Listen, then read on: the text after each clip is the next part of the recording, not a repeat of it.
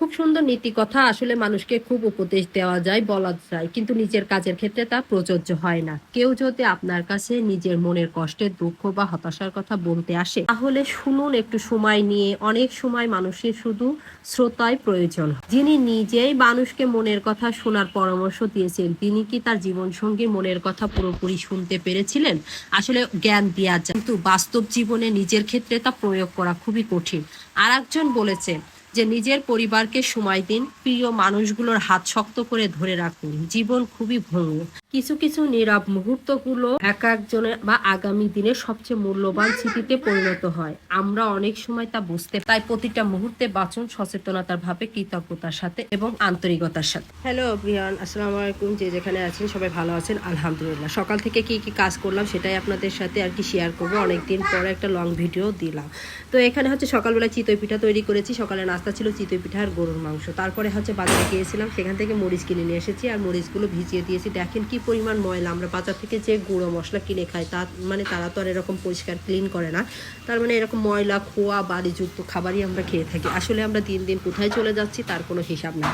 তো আমি মরিচগুলো খুব সুন্দর করে এটা ধুয়ে এটা নেড়ে দিব আর কি রোদে। রোদে এটা শুকাবো কয়েকদিন। তারপরে হচ্ছে এটা হচ্ছে আর কি গুঁড়ো করে নিয়ে আসবো, নিয়ে আসে এটা রেখে দিব।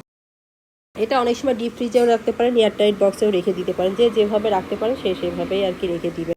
তো আমার এখানে মরিচগুলো রোদে দেওয়া হয়ে যাচ্ছে। তারপরে হচ্ছে বুন্দিয়া তৈরি করেছিলাম। আমার মেয়ে বুন্দিয়া খেতে চেয়েছিল, বুন্দিয়ার লাড্ডু। তো সেটা তৈরি করার জন্য বুন্দিয়ার বেসনগুলো আর কি হচ্ছে আমি আগে টেলে নিব। টেলে নিয়ে এটার ভিতরে হচ্ছে অল্প অল্প পানি দিয়ে খুব সুন্দর করে ফেটে নিব। এখানে হচ্ছে আমি হাফ কাপ বেসন আর 1/4 কাপ বেসন নিয়েছি আর 1/4 কাপ চাউলের গুঁড়া নিয়েছি।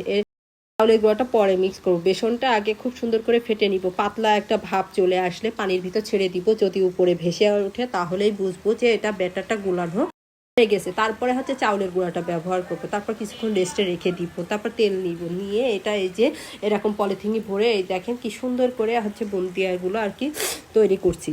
পরিমাণ হচ্ছে আমি বেসন ব্যবহার করেছি আর চাউলের গুঁড়া ঠিক সেই পরিমাণই আপনাকে হচ্ছে চিনি ব্যবহার করতে হবে। চিনির ভিতরে হচ্ছে আমি একটু লেবুর রস দিয়েছি আর একটু ফুড কালার ব্যবহার করেছি। আপনারা চাইলে অ্যাভয়েড করতে পারেন ফুড কালারটা। তারপরে এটা খুব সুন্দর করে ফুটে উঠলে একটার হয়ে আসলে তখন হচ্ছে আমি বুন্দিয়াগুলো দিয়ে দিব, দিয়ে এটা রেস্টে রেখে দিব। তারপরে নামানোর আগে ঘি আর হচ্ছে গুঁড়ো দুধ ব্যবহার করবে। এখানে চাইলে হচ্ছে বাদামের গুঁড়ো, কাঠবাদাম কুচি কুচি করে কেটে এখানে ব্যবহার করতে পারেন। আমি হচ্ছে এলাচ দিয়েছি, একটু দারচিনি দিয়েছি, দিয়ে এটা খুব সুন্দর করে দিয়ে এটা ঢেকে রাখবো। তারপর হালকা গরম থাকা অবস্থায় এটা হচ্ছে হাতে মোয়া তৈরি করে নিব। মোয়াটা তৈরি করে লাড্ডু আকারে শেপ দিব। শেপগুলো তৈরি করে দেখেন কতটা সুন্দর এবং পারফেক্ট এবং ইয়ামি হয়েছে।